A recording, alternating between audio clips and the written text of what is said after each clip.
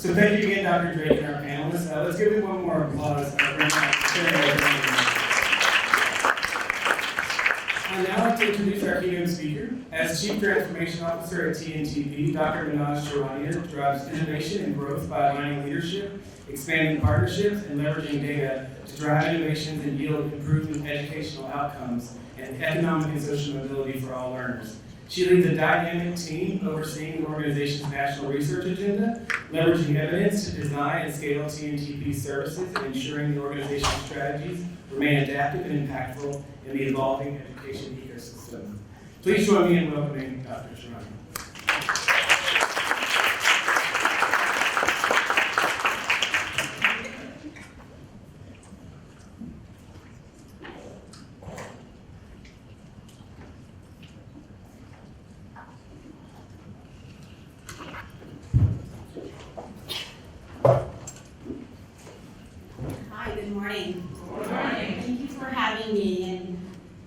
That bio reminded me probably needs to change. Truthfully, what's not written in the words is I probably have more in common with our student panel than might be noticeable through a bio that we tend to create to kind of highlight all the good parts and not all the challenges and struggles as also a first generation student. I was just telling the table here that my oldest son, who's a couple years away from college, sometimes actually comes home feeling guilty, like for his privilege. And I remind him, I'm like, you're one generation away from poverty. And what you have is actually thanks to your grandparents, not to me or your dad. So it's a humbling reminder, what we heard from each of you, that it just takes one generation to change the trajectory in either direction. And I'm so grateful that it's not just your motto, it's your mission of social mobility. And to have the agency to decide what mobility looks like for each person, because it can be exhausting always climbing that ladder. So my hope is that we create the conditions to give every learner the agency to decide what good enough is for them and to feel confident in securing that decision. So I'm going to share with you some stats, some research, some practical strategies, but I invite you to anchor into the human side of the stories of our panelists this morning. And to use that as a lens to think about what can each of us do differently within the institutions that we operate in? What can all of us do collectively? While at TNTP, a lot of our work has spanned the K-12 space, we are very aware, and for that reason, we also work across the lines of higher ed and the workforce, because that connective tissue can no longer be ignored. And we need to think about how we come together and blur those lines for the learner's benefits. And so I invite you to take on that challenge with me. The focus of today is going to be on making the invisible visible. We hear a lot about learning connected to careers, preparation for the workforce. But there is a persistent invisible currency that we need to name, acknowledge, and intentionally design for in our institutions, and that is social capital. So we'll unpack a little bit about what that means, what that looks like in action, and what role we can all play, not just the leadership and institutions, but the learners themselves. I'll share with you a story. There were a group of students around 2005 through 2007, did everything right by the system. Get the grades, take the AP classes, apply to college, figure out what you want to do with life. They checked all the boxes. They were interviewed around 2016, 2017. Now these students were valedictorians of their high schools in Boston. One thing that was in common among the subset that got interviewed was they all wanted to go in the medical profession, majority wanting to be doctors. So when they fast forwarded and interviewed them, the Boston Globe did an interview. Guess how many of them realized the career path they wanted to be in? How many of them became doctors? Any guesses? Half? 2%? 1? That's right, 0. 0. I'm going to read a quote from the Boston Globe itself. Boston students who persist in chasing their medical dreams face daunting odds in a process that favors the affluent. Students whose families can foot the bill for expensive test prep courses, or offer them the freedom to study or take summer enrichment programs without having to work. You guys, for students with dreams of social and economic mobility, academic achievement is only part of the story. You know this, but our commitment together is to figure out how we become more intentional together so that these outliers do not exist. The challenge is real and it's persistent and it's still very loud today. We know that some experts are estimating upwards of 85% of the jobs that will be available in 2030 haven't been invented yet. So we can no longer be asking our students, what do you want to be when you grow up? What career do you want? We're already limiting them by our own questions. Mobility is declining, right? Sometimes we're working in spaces where we know we're making a difference, but we need to figure out what is working, why, and how to scale it together. And the achievement gap is growing. Now, we can't ignore academics. Foundational numeracy and literacy will never go out of style. But there's more to the opportunity equation that we need to be addressing. So how can we better prepare learners to navigate a dynamic world and workforce? What will it take for education to deliver on its promise of economic and social mobility for all? And what experiences and opportunities across sectors will prepare learners to thrive in life? Right, so this is the piece we want to solve for, the experiences we need to be creating, the opportunities we need to be opening doors to. At TNTP, we believe that all learners should be equipped to access multiple pathways to academic, economic, and social mobility so they can thrive in life, careers, and our democracy. So a few years back at TNTP, we recognized that beyond the academic gap, there is a persistent opportunity gap that actually sits at the intersection of what you know and who you know. And we are committed to partnering with all institutions to change that trajectory. I'll give you another quick example and we'll kind of follow Noah's story. And he is actually also highlighted in our report, The Path to Opportunity. But he's another student, a real human. You can find him on LinkedIn, who was generous to give us his story, his time, his feedback. And at that time, he was a senior, graduating high school, who faced similar challenges as those in the valedictorian project, in that he had ambitions, he did right by the system, got into college, but still wasn't exactly sure how to navigate. And what happens when you decide you want to change careers? Who do you go to? What information do you access? You don't know what you don't know.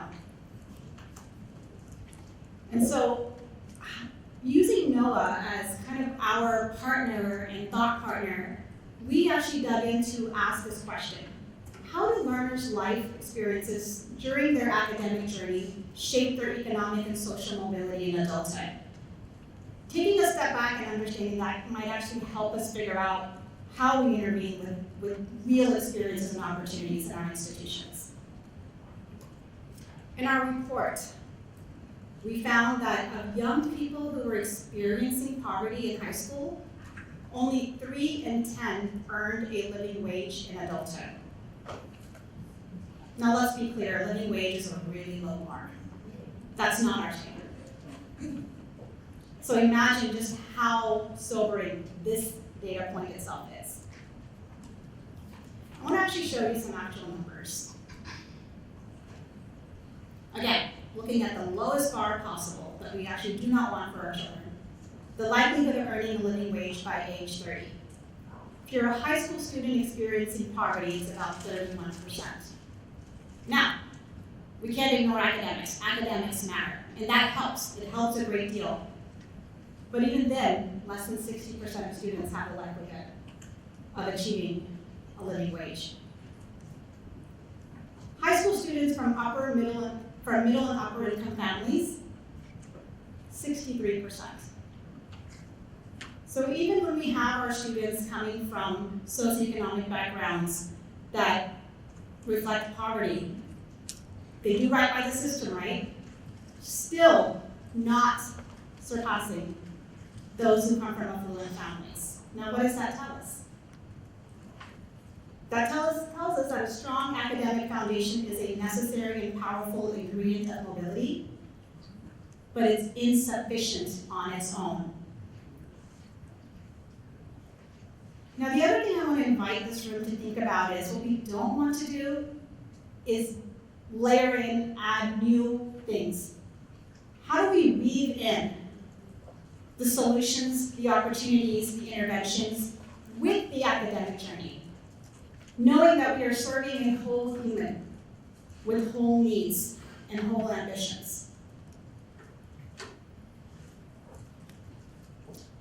A lot of our research has actually inspired the work on TNTP and the practice and the services that we provide.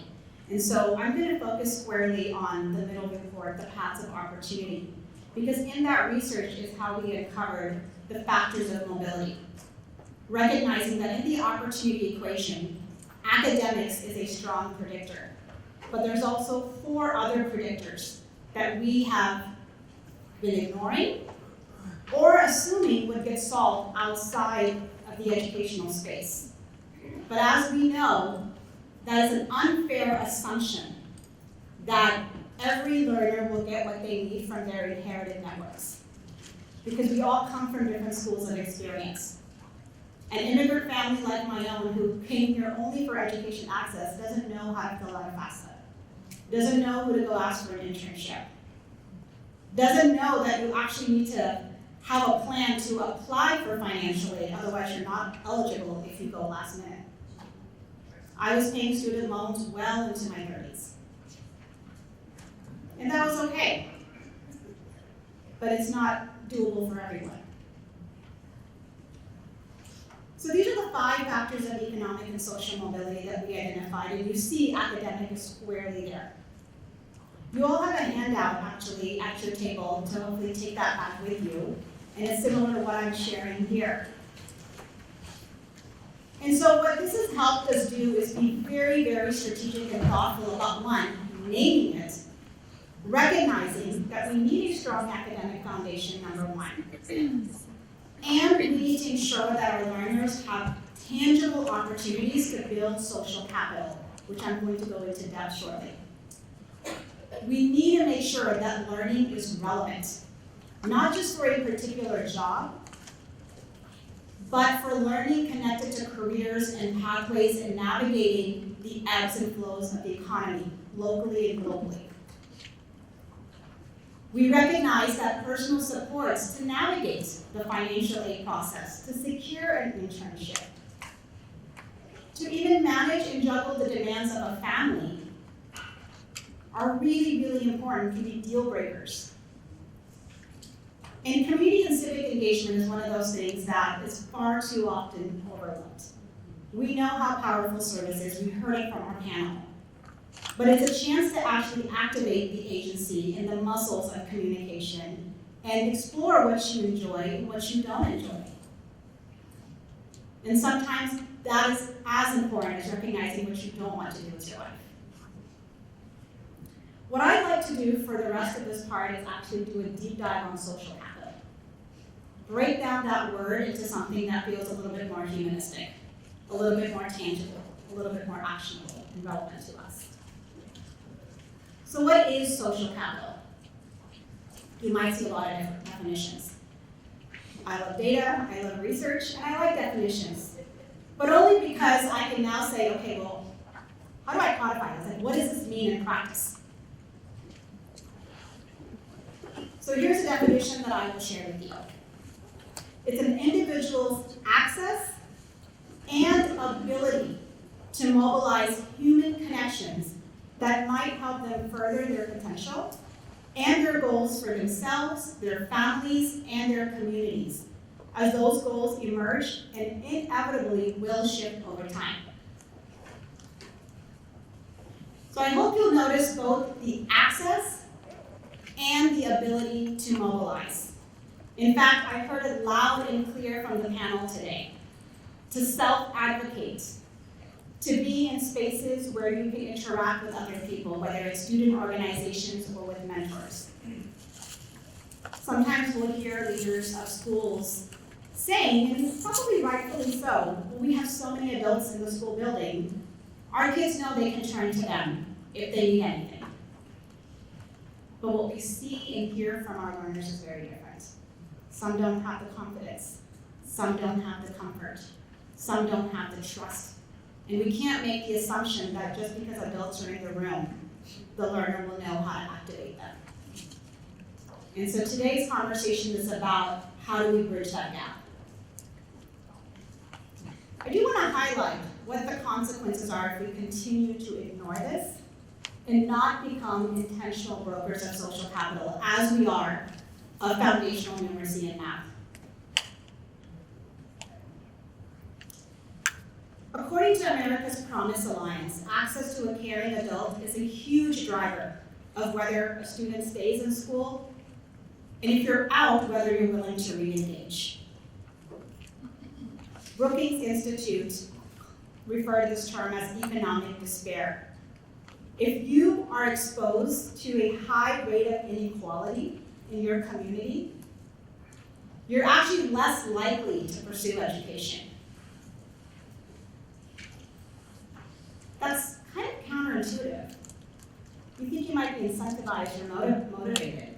But what we see generally happen is that that gap is so wide that sometimes young people can't see themselves hopping over and actually beginning on that side of the academic journey. It's just too hard to figure out who's going to take care of my siblings. It's too hard to figure out who's going to pay for it. It's too hard to say no to that current job that might be in your backyard through a family member. According to research by Rozhar Education and his colleagues, they also dubbed this term lost Einsteins in regions with low engagement in the innovation economy. What does that mean? That means talent is equally distributed, but opportunity is not. Talent is not limited by a zip code, but opportunity is, and we make the assumption that it's a reflection of talent, but it's a reflection of lack of access and support. And how do we solve for that? Now, what we have learned is cross-class social networks are crucial. The bare minimum, are we exposing ourselves and our learners to diverse networks? Diverse ways of thinking, diverse ways of looking. Right? We hear a lot about pluralism, civil discourse, civic engagement. It's ability to carry conversation with those that look and speak differently from you. Do we ourselves have the comfort in doing that so we can create the space for our learners? Now, there's also consequences for our well-being. The U.S. Surgeon General not long ago did remind us of the epidemic of social isolation and loneliness. Here's what's crazy. I have 2 teenagers. And for the longest time, if we looked at the curve of happiness, it actually went up in the teenage years. That was the happiest time for us, high school, early college. I couldn't say no to a party either. No one told me to say no to a party. But that is reversed. There's a lot of reasons for that. We can call it social media, but it's not the only problem.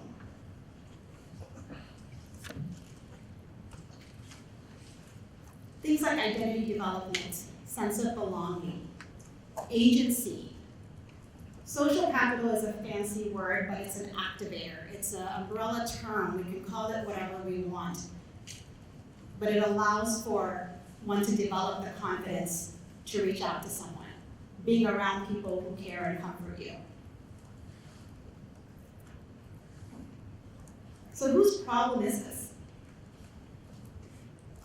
For the longest time, this was, and this continues to be, done within walls of homes.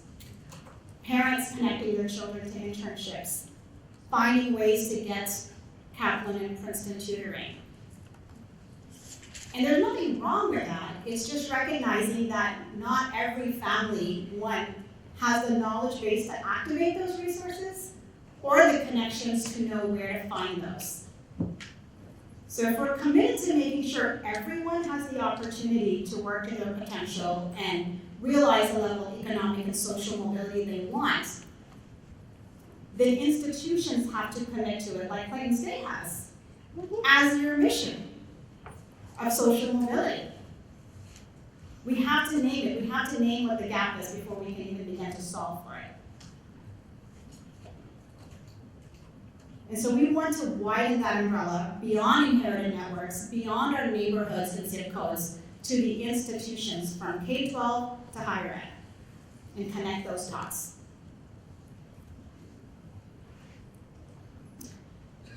Now, not all types of relationships are the same. This is really, really important for us to know, especially as we're designing and creating opportunities to increase social capital for our learners. The formal terms are strong ties and weak ties, but think about it this way. When something goes really wrong in your personal life, who do you turn to? Name, you don't have to name a person, right? A parent, a best friend, might be a really close coworker, but somebody you really feel comfortable with, somebody you trust. Those are your strong ties, people who provide you care and comfort in a reliable way. But what we found is really interesting is that is usually not where new opportunities and information comes from. When you think about your dinner tables, your Thanksgiving tables, after a while, the conversation kind of becomes redundant. We all kind of have shared knowledge, shared information. We've all kind of shared it with each other. What's critical when it comes to economic opportunity and social mobility is the power of weak ties. These are the people that are your LinkedIn connections that maybe you won't talk to for years. But as you're looking at new opportunities or trying to hear about a certain event or share something you've done, this is where you go to the search box and figure out who's local, who's attending a certain conference, who is a former colleague, and you pick that back up.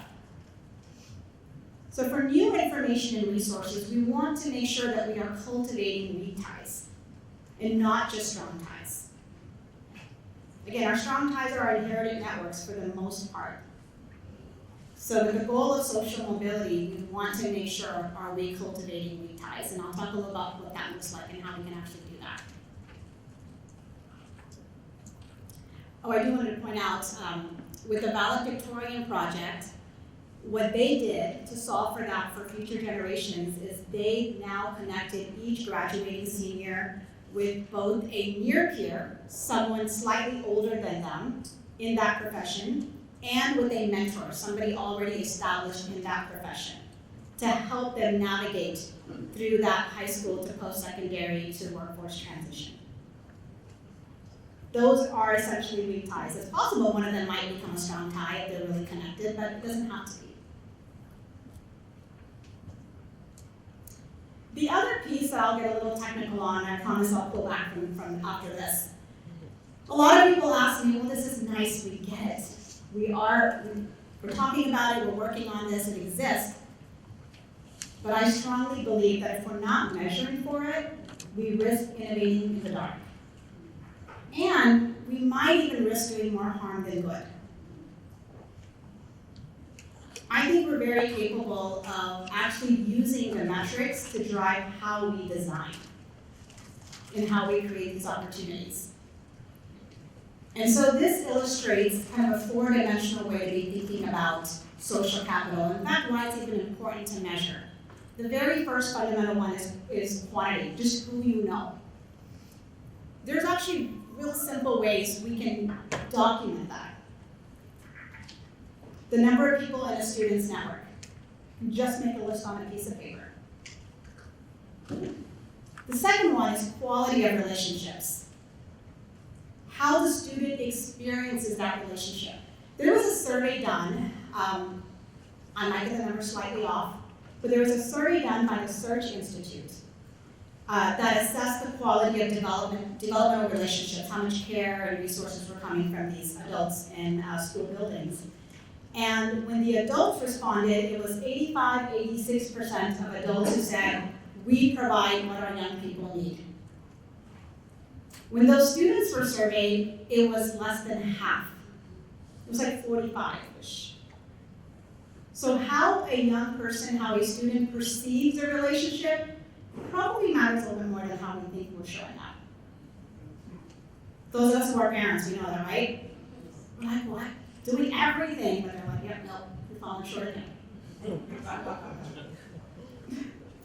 So are we in dialogue with them?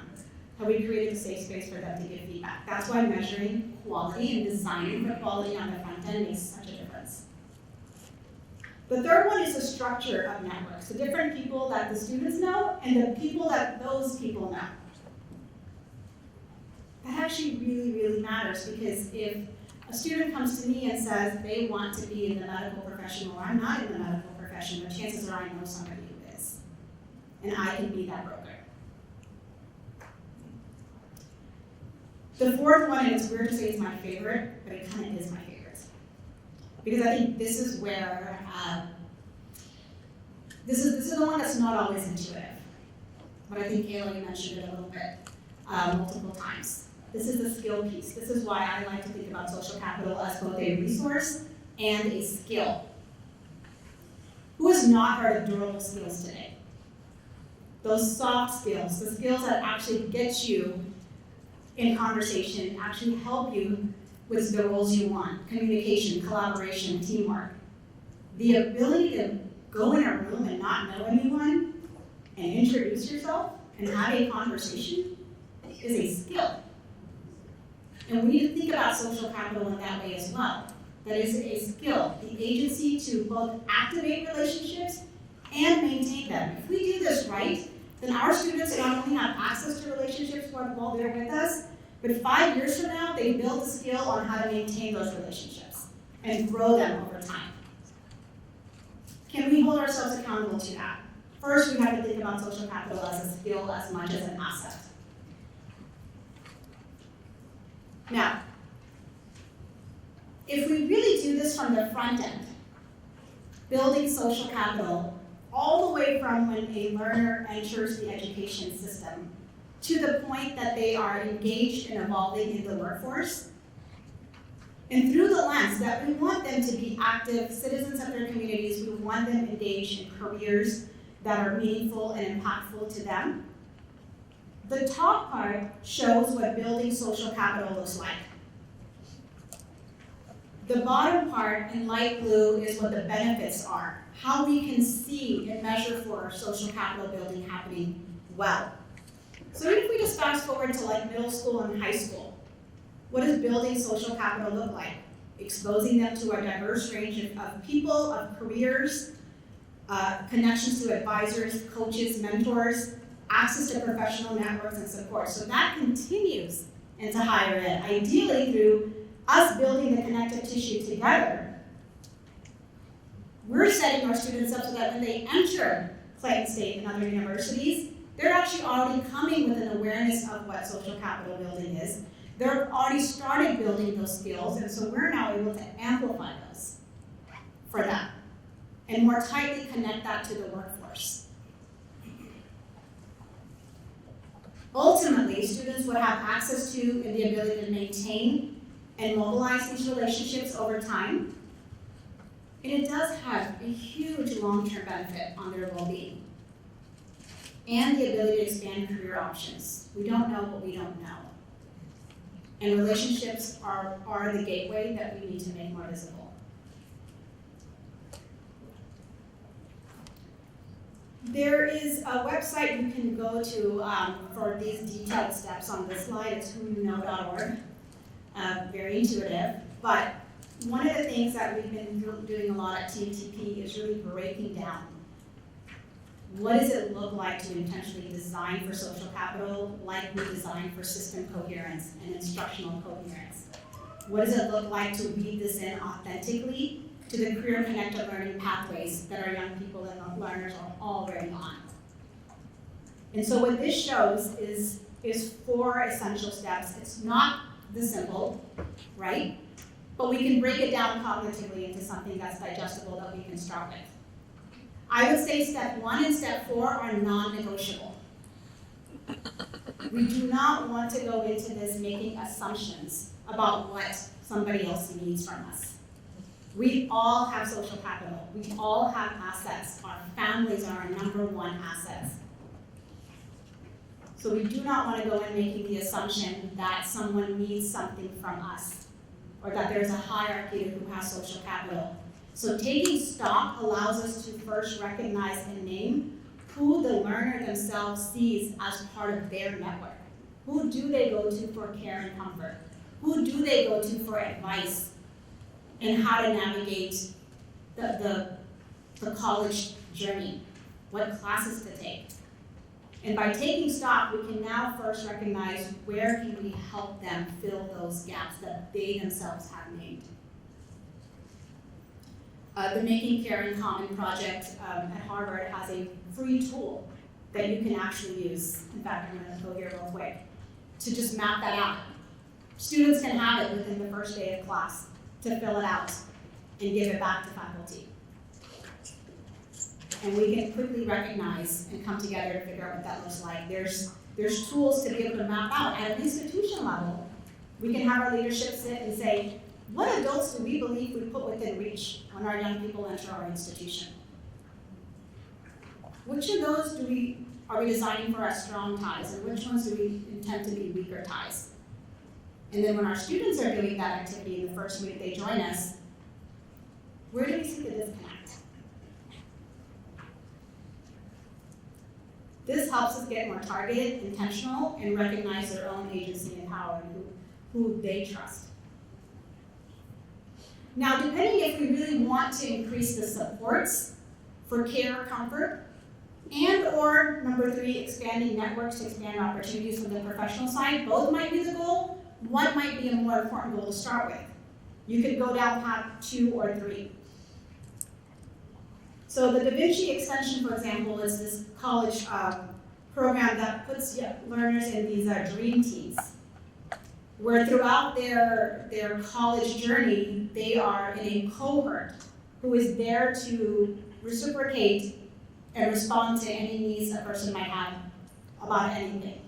And so that cohort they go together through the 4 years to be able to figure out who do we need to tap in to solve for whatever the questions are. And then number 4, are we equipping them to mobilize and sustain relationships even when they leave our institution? So Co-op has a really interesting model here where they work with first-generation college students. And they ensure that they have built these skills, and they actually work with the alumni of the institutions and broker those connections more tightly so that as students graduate, they not only become peers to each other, but they can also become near peers to the students who are still in the institution. And so in Atlanta, we have amazing organizations to partner with for our institutions of higher education. We have Achieve Atlanta here in the room today, right? We have the Buses, the Ravens. We have a lot of organization. And I want to give one example of a model. Just trying to find someone that is within the Atlanta ecosystem that we can still kind of look at some examples from. And the one that came to mind for me was Raven. What I specifically want to point out about what's interesting here is the measurement side. So they have coaches and cohorts working with students in the college setting, ensuring that they're going into the workforce with the ability to mobilize and activate relationships. And what's interesting about Raven, I'm happy to share this, it's more words than necessary, but what I want to point out is that in their survey, they have multiple time points where they survey the college students they work with, and they explicitly ask about the dimension of quality of relationships. That has been the one dimension, multiple dimensions, but they have squarely been focusing on that dimension for, I would say, for at least the last 5-7 years plus. And thinking about how do we improve the quality of relationships as they are perceived by the college student. And the networking self-efficacy, that comes as a prerequisite to the skill building side. and knowing, do they have the confidence and ability to engage in relationships? One sample question is, I have a mentor who encourages my goals and dreams. Right, so you can even take survey items from existing national tools where you can benchmark your own performance. And in Atlanta, with the ecosystem we have, easily we can benchmark with each other and work together to see, because these students are all graduating within the same economy, in the same community. And how do they show up for each other? Again, I do want to put a red flag out there that, to the extent possible, we do not want to think of social capital as an add-on. But think about how it weaves into the priorities we already have. And so whether it's improving the academic services and the foundation, whether it's personal supports, whether it's career-connected learning, all of these, there's a place for building relationships as an asset and a skill, knowing that what we're trying to solve for together is this persistent opportunity gap, which comes through, again, who you know and your ability to activate those relationships. I also want to point out that this really is about reciprocity. Right? When we think about activating relationships, we should also think about, how do I show up in the room to help someone else? How do I show up as a resource for someone else? And so many of these programs actually now have curriculums where they're teaching young people how to be thinking about this. We do so much mindset work around academics and the confidence. There's mindset work around how we show up in rooms where maybe most people don't look like me or don't have my background. And I get really intimidated really fast. I was also like you, where someone spoke to me, I would think the whole room went black and there was a big light on me. And my mom would give me the dirtiest look, like, I called you, you need to come up here, like, I'm gonna die, like I cannot speak. So it takes time, it takes practice, and it takes the ability for people to say you can do it, and to mess up about a dozen times, right? So my call to action for this group is, let's break the silos. Let's stop working in isolation and figure out how we come together with the different institutions around the room. We can't ignore K-12, we can't ignore higher ed, and we can't ignore the workforce. We can't keep functioning from the time when high schools were created in World War I, because we needed individuals to pass a test to hold a gun. And so that reason for starting high school, and I made that very superficial, we still have this model of completing schooling for a very specific purpose. But now we want to give our learners choice and voice and agency in navigating the economy. So those false barriers that we created in the past can no longer exist, and we have to break those together. So my questions for you are, where have you seen opportunities for building social capital show up in your own work? In what ways can you directly support your programs or the learners you serve to name and build social capital, both as an asset and a skill? And what barriers do you face at the moment in collecting data on one or more of these dimensions of social capital? The good news is you don't have to do it alone. We have partners in the room who are already designing, thinking about it, being very intentional. Be intentional together, and let's find ways to scale this. Again, I am so privileged to be here and so grateful. Our commitment at TNTP is to measurably end the correlation between circumstances at birth and life outcomes for all learners, so that our zip codes do not predict what opportunities we have access to. And I'm grateful to be in this room because I know we're on the same page with that, and we're all committed to that goal. And so I invite you to reach out to me, to my colleague Laura, Shaniqua. We have several people here today to be in dialogue and partnership with each of you. We want to learn from you. We want to hear what we could be doing better. And so please do not hesitate to email me and say, we would like you to do more of this. And that'll be our charge as well. Again, thank you for your time and your trust.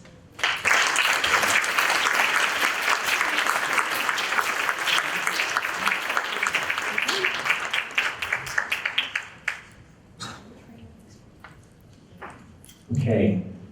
Pretty good stuff, right? Very good stuff. And you all should be writing those blue books because she asked some very good questions for us to think about.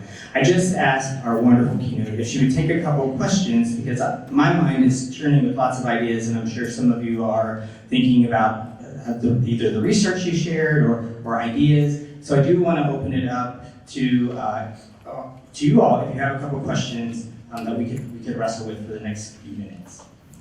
If you raise your hand, we'll bring the microphone to you.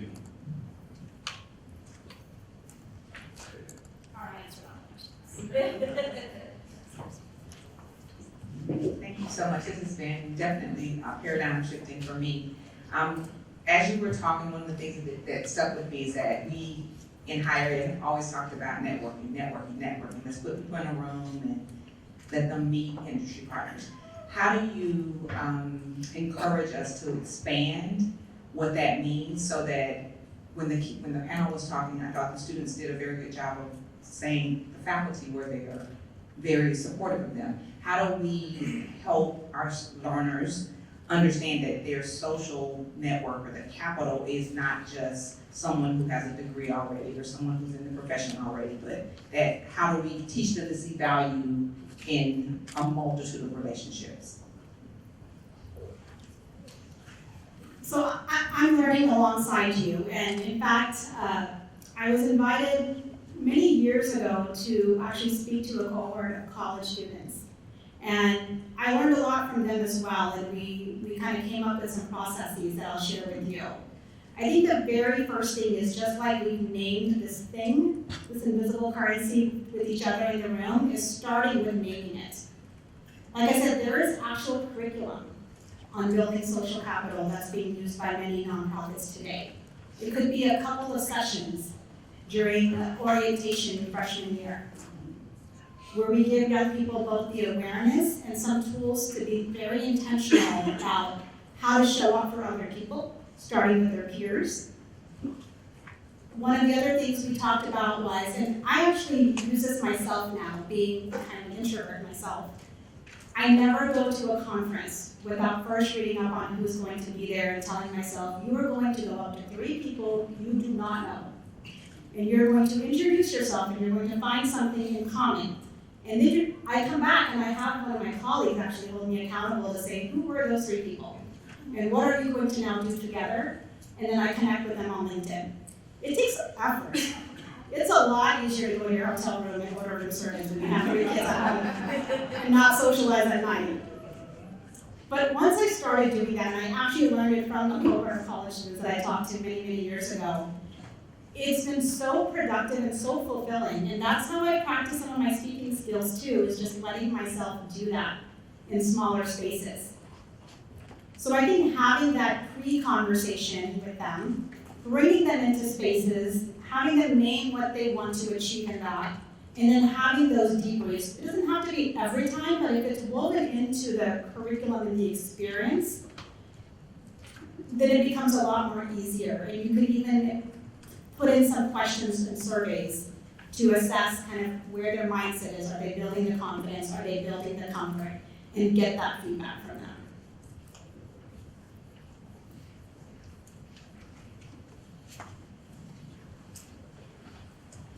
Thank you for your speech. So, as a proud alumna of Clayton State, I know that we're ahead of the game on social mobility, but there are many organizations represented in the room, and other alumni bases are sometimes resistant to the change of the university as it becomes more diverse and more first gens are a part of the student body. How do the individuals at the organization or administration in the university help alumni at some of these other organizations understand that the student body has changed, so in the ways that students want to connect around mentorship and those opportunities look different than it may have looked back in my day? So is your question about how to help alumni from other institutions? Kinda, because I work at another institution. But keep in mind, she's a proud Clayton State University alumni, but yes, we're willing to share our wisdom with you. I think I heard that. You know, one of the there's a lot of power in convenience and coming together. And so with the work I do at TNTP, my first instinct is to say, come together to the table and identify what is it that's holding them back with the other institutions. And understand what is working in situations, where are the bright spots. I love to follow the bright spots in data versus the things that aren't working, because that's how we can peel back and figure out what is it about that environment where those alumni are coming back so actively. Because there is an element of reciprocity. It's not just taking, but it's giving. So how do we create that culture of giving with the alumni, probably before they become alumni? My other thought is that we do have another crisis in that the value of college is being heavily questioned today. Not just the financial ROI, but the need for it to get the jobs that young people want today. And so there is a signal there that learners want something from their institutions of higher education that they don't collectively feel they are getting, and it's more than an academic education. And so how do we cultivate that? How do we make that visible? How do we share that out loud through our connective tissue? And rebuild that trust with the generations coming and going, that there is a value of the institutions. The academic value, but the social capital value, the connection to the workforce. What is our value at? And I think that's what we need to get in front of to be able to maintain the power of the alumni that many other organizations have.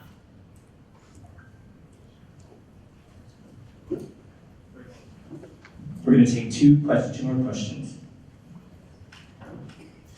This conversation has been brilliant. This is one of the best talks I've ever heard, and I really appreciate the focus on social capital. One of the things, to be fully transparent, a lot of times I often question social mobility, particularly at a university like this. So with that being said, how do you, so early on you talked about the systemic things that happen with young people from impoverished backgrounds. What advice would you give to educators to convey to the students those systemic barriers, but then also give them the tools that they need, the agency that they need in order to excel in a society like the United States? Does that make sense? Is that all you want to know? Yeah. I actually wish we had time to give answers together, because I am not the brightest in the room, and I know people are thinking about solving for this and are already working on this. So I'll give you my initial instinct, but I recognize that a lot of you have valuable things to say to this question. I honestly really hesitate to articulate this in any way that suggests that this needs to sit squarely on the educator's shoulders. I think for many students who maybe are, I'll take the first generation example because that's my lived experience, is my trajectory was a result of educators and my faith community and neighborhood and leadership in institutions. And I know that for Clayton State, nurturing that connective tissue across institutions is really, really important. And with social capital building, I think educators have a role. I think the role of educators is to, one, be aware that we all come from different backgrounds, and that what is available in one person's home is not available in another person's home. The piece we did not talk about at all, that could be its own conversation, is the power of technology to actually humanize and supplement the connections that educators are trying to make. And I would definitely love to go into a conversation around that, because I think that is a way to both maintain the role of the human element of the educator and ensure that they have the now AI literacy to supplement what they are doing in a thoughtful way, where often we've seen educators use AI and technology tools to deliver more of the fundamental learning so that they can do more of that bridge building and connection work. And so there's a lot of work right now happening in that, even with our organization, that we are working with educators on. But I think that helps us both recognize the limitations of what one person can do, but also invites them to be part of the solution. Thank you. Anyone have a burning question? Just so you know, this side is winning. You all are very quiet. So I want to embrace my quieter friends over here if you have anything. If not, we'll declare a winner. We have declared a winner. Thank you very much for sharing your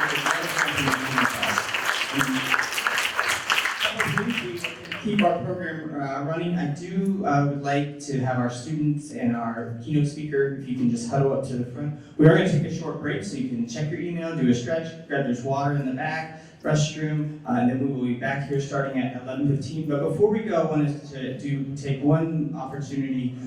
This planning committee, we all formed last year as a team and just kind of brainstormed what can we do with social mobility. We want to do this summit. What do you all think? And one of my favorite things at Clayton State is this group, because we meet when we get together and talk about social mobility and what we can do, the ideas are amazing. And I do want to take an opportunity right now just to introduce you to our team. So if you do have questions or ideas or suggestions, make sure you tell them, because they are the minds behind today and they were the minds behind yesterday. So you have already met Dr. Sansbury, right? Not Stansberry. But if you get this confused in their compliments, they can come my way, right?